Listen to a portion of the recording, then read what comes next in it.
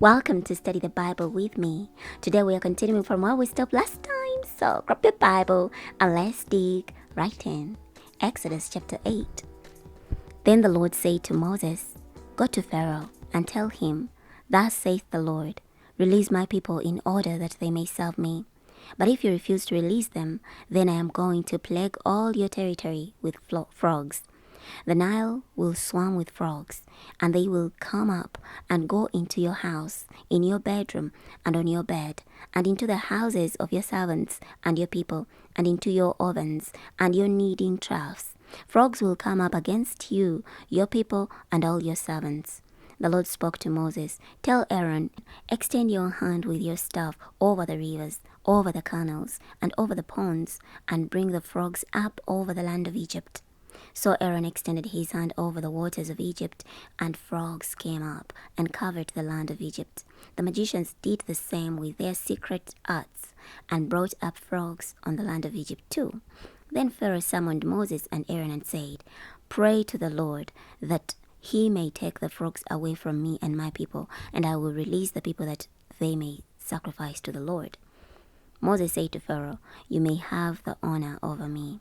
When shall I pray for you, your servants and your people, for the frogs to be removed from you and your houses, so that they will be left only in the Nile?" He said, "Tomorrow." And Moses said, "It will be as you say, so that you may know that there is no one like the Lord our God. The frogs will depart from you, your houses, your servants, and your people. They will be left only in the Nile." Then Moses and Aaron went out from Pharaoh, and Moses cried to the Lord because of the frogs that he had brought on Pharaoh. The Lord did as Moses asked. The frogs died out of the houses, the villages, and the fields. The Egyptians piled them in countless heaps, and the land stank. But when Pharaoh saw that there was relief, he hardened his heart and did not listen to them, just as the Lord had predicted. The Lord said to Moses, "Tell Aaron, extend your staff and strike the dust of the ground, and it will become gnats throughout all the land of Egypt." They did so. Aaron extended his hand with his staff. He struck the dust of the ground, and it became gnats on people and on animals. All the dust of the ground became gnats throughout all the land of Egypt. When the magicians attempted to bring forth gnats by their secret arts, they could not, so there were gnats on people and on animals. The magicians said to Pharaoh, "It is the finger of God." But Pharaoh's heart remained hard, and he did not listen to them, just as the Lord had predicted. The Lord said to Moses, "Get up early in the morning and position yourself before Pharaoh as he goes out to the water, and tell him, Thus saith the Lord, release my people that they may serve me. If you do not release my people, then I am going to send swarms of flies on you, and on your servants, and on your people, and in your houses. The houses of the Egyptians will be full of flies, and even the ground they stand on. But on that day I will mark off the land of Goshen, where my people are staying, so that no swarms of flies will be there, that you may know that I am the Lord in the midst of this land. I will put a division between my people and your people. This sign will take place tomorrow." The Lord did so. A thick swarm of flies came into Pharaoh's house and into the houses of his servants and throughout the whole land of Egypt, and the land was ruined because of the swarms of flies. Then Pharaoh summoned Moses and Aaron and said, "Go sacrifice to your God within the land." But Moses said, "That would not be the right thing to do, for the sacrifices we make to the Lord our God would be an abomination to the Egyptians. If we make sacrifices that are an abomination to the Egyptians right before their eyes, will they not stone us? We must go on a 3-day journey into the desert and sacrifice to the Lord our God, just as he is telling us." Pharaoh said, "I will release you so that you may sacrifice to the Lord your God in the desert. Only you must not go very far. Do pray for me."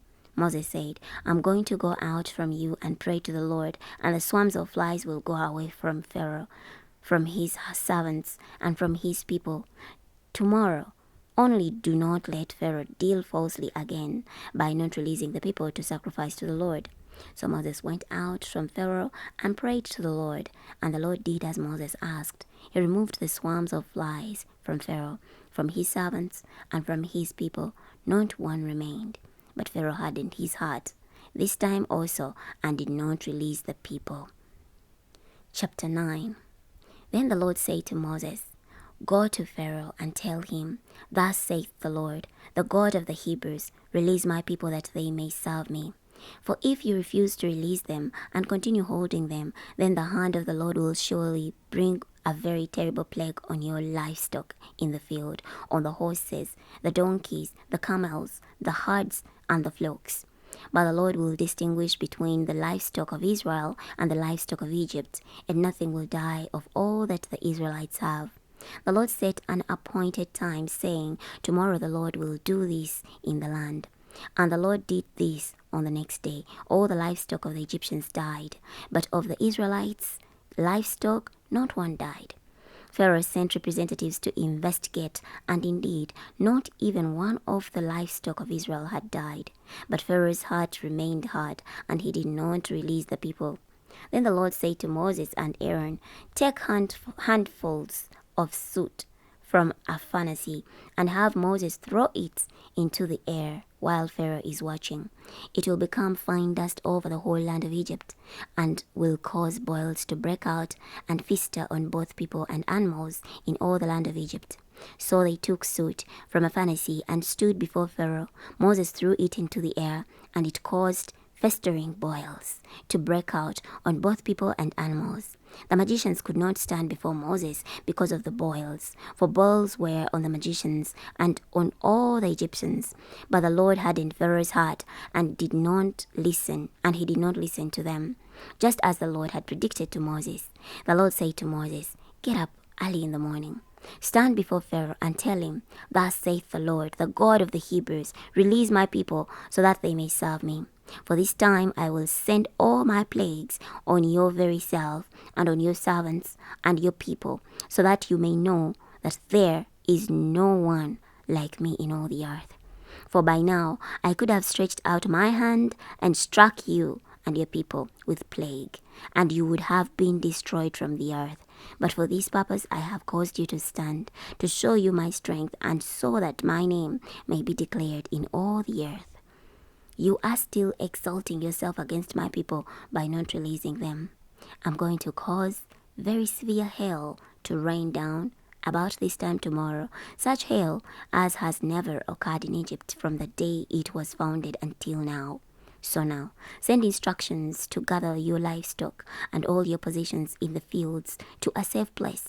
Every person or animal caught in the field and not brought into the house, the hail will come down on them and they will die.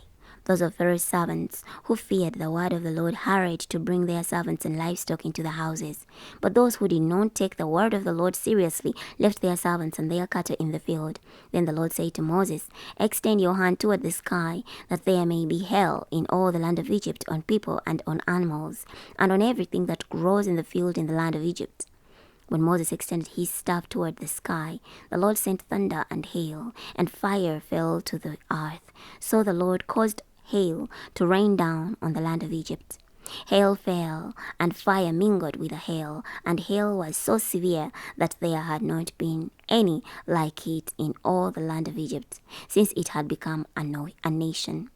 The hail struck everything in the open fields, both people and animals, throughout all the land of Egypt. The hail struck everything that grows in the field, and it broke all the trees of the field to pieces.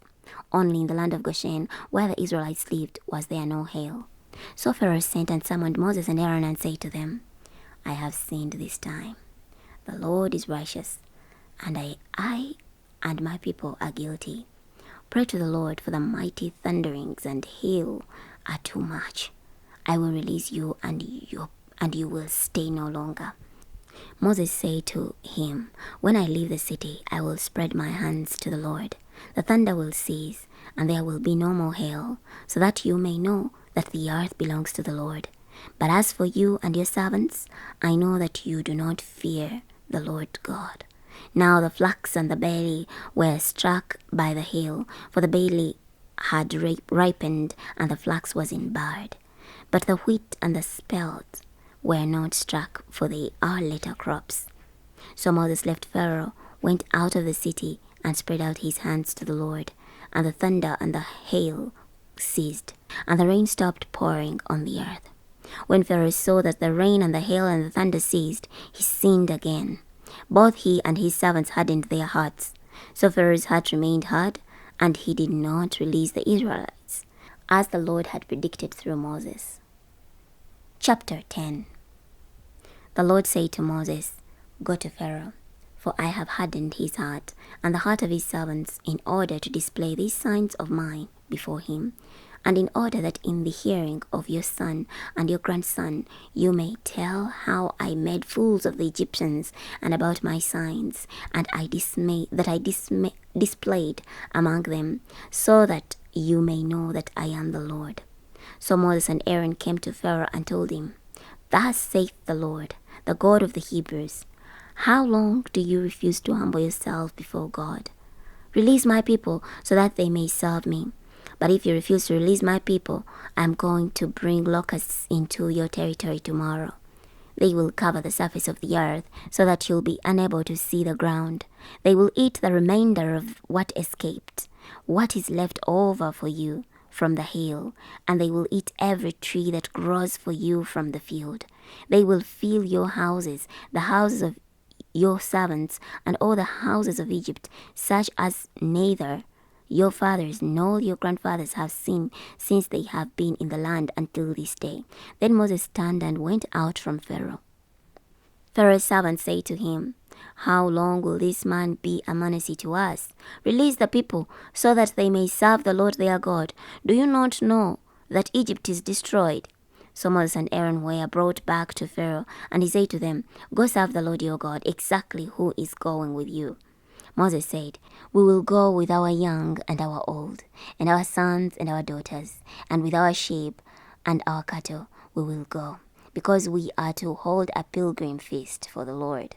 He said to them, "The Lord will need to be with you if I release you and your dependents. Watch out, trouble is right in front of you. No, go, you men only, and serve the Lord, for that is what you want." Then Moses and Aaron were driven out of Pharaoh's presence. The Lord said to Moses, "Extend your hand over the land of Egypt for the locusts, that they may come up over the land of Egypt and eat everything that grows in the ground, everything that hail has left." So Moses extended his staff over the land of Egypt, and then the Lord brought an east wind on the land all that day and all night. The morning came, and the east wind had brought up the locusts. The locusts went up over all the land of Egypt and settled down in all the territory of Egypt. It was very severe. There had been no locusts like them before, nor will there be such ever seen again. They covered the surface of all the ground, so that the ground became dark with them. And they ate all the vegetation of the ground, and all the fruit of the trees that the hail had left. Nothing green remained on the trees, or anything that grew in the fields, throughout the whole land of Egypt. Then Pharaoh quickly summoned Moses and Aaron and said, "I have sinned against the Lord your God and against you. So now forgive my sin, this time only, and pray to the Lord your God, that he would only take this death away from me."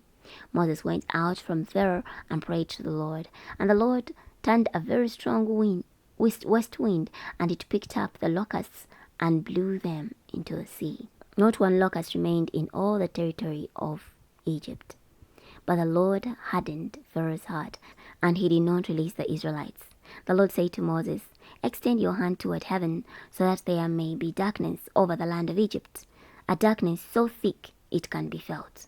So Moses extended his hand toward heaven, and there was absolute darkness throughout the land of Egypt for 3 days. No one could see another person, and no one could rise from his place for 3 days. But the Israelites had light in the places where they lived. Then Pharaoh summoned Moses and said, "Go serve the Lord. Only your flocks and herds will be detained. Even your families may go with you." But Moses said, "Will you also provide us with sacrifices and burnt offerings, that we may present them to the Lord our God? Our livestock must also go with us. Not a hoof is to be left behind. For we must take these animals to serve the Lord our God until we arrive there. We do not know what we must use to serve the Lord.